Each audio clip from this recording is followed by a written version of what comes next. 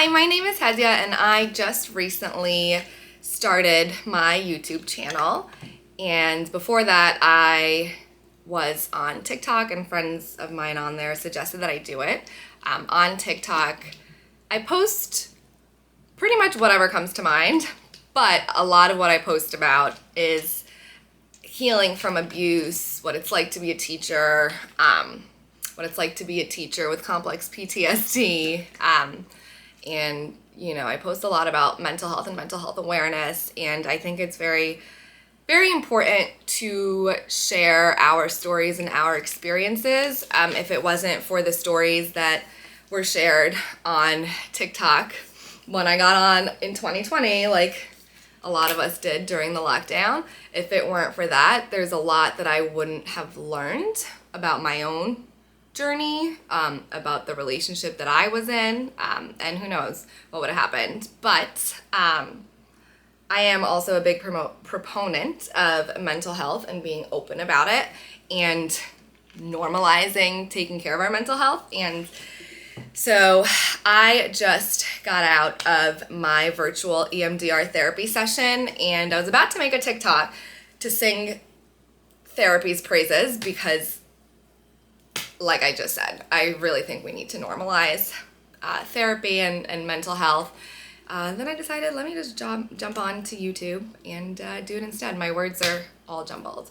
But I just got out of EMDR therapy, and honestly, before our session, I was feeling just very off. I was feeling tired and just negative and like maybe a little bit sad, avoidy, whatever. Just not a great feeling. I was like mind going a mile a minute, no motivation, just like not the best of days, which is okay. Like we don't always have good days. But after EMDR therapy, which, I mean, I don't know if you can tell, but I did a lot of crying and we processed some really heavy shit, and I did a lot of crying, and there was a lot of, like, I was angry and whatever, but towards the end I realized, like, I was actually feeling lighter and better, because my therapist asked me if I wanted to close the session with like a light exercise or something to like take away from the heaviness, to make sure that I can go through the rest of my day in, a safe, happy, non-dysregulating way. And I said, hey, you know what? I don't really think I need to. And then I said, well, actually, can I tell you something that might be related to everything that we were talking about? The themes that came up. And let me share a story with you about how I tried stand-up comedy. And I told her the story, and in telling her the story, it made me realize that it was like all connected. And then it made me realize that, one, I've come so far, and the story that I was telling her about with me choking in stand-up comedy and me, being able to face a scary thing without avoiding it and not give up and learn from it, was like the perfect positive way to end our entire session that was around those themes and that fear and avoidance and whatever. And so, I don't know, that was just really powerful to end it that way. But not only that, even before I told her the story, I really did feel way better than I did this morning before therapy. And this morning I was just feeling all those ways that I described. I mean, because, I hadn't slept well or whatever it is, and then I was starting to freak out about all of the things that I have to do, and therapy, the things we talked about were completely unrelated to anything of current today, but I feel lighter. And so if you're watching this, the whole point is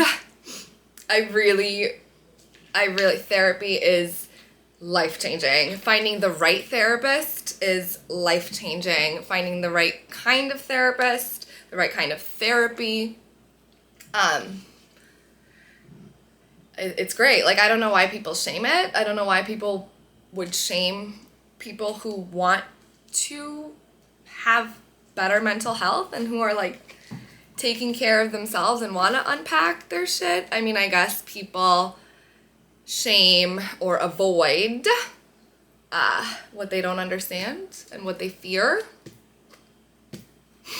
So I get it, but yeah, if you're somebody who has been considering therapy, that's really who this video is for. If you're someone who has been considering therapy and is maybe scared or a little apprehensive,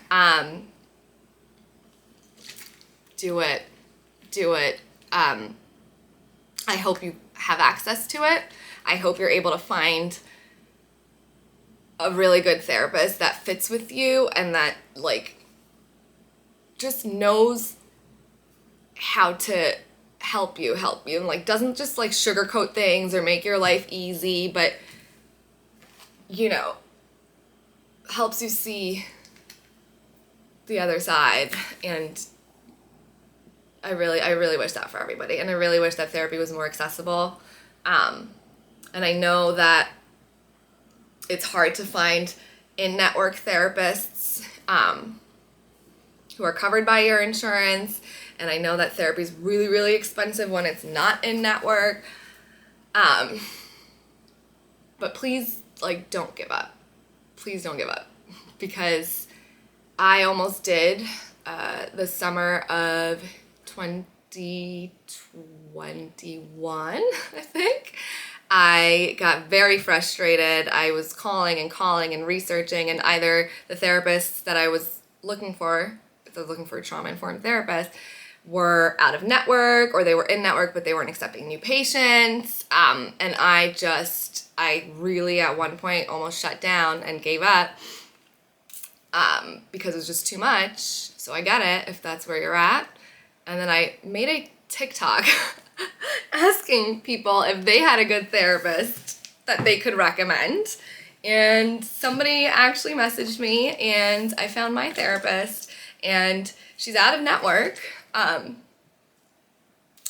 that didn't stop her and me from working together. And essentially, I'm seeing her under my out-of-network benefits from my job, but she bills me so that I'm paying what I would be paying had she been covered by my insurance. Like, say my copay is $40. I'm paying my $40 copay, and she, I guess her sliding scale for me was a lot more. It was a really hefty one. Like, she took a pay cut, basically, so that when the DOE reimburses her what they reimburse her, yeah, she took a pay cut so that I can only pay $40 for therapy. So don't give up. I know it's hard,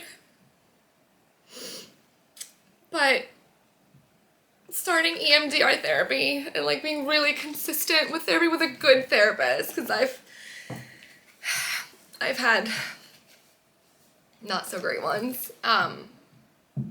This is me happy crying. It's really the best thing that I'm so grateful for it. So yeah, thanks for coming to my TED Talk. Bye.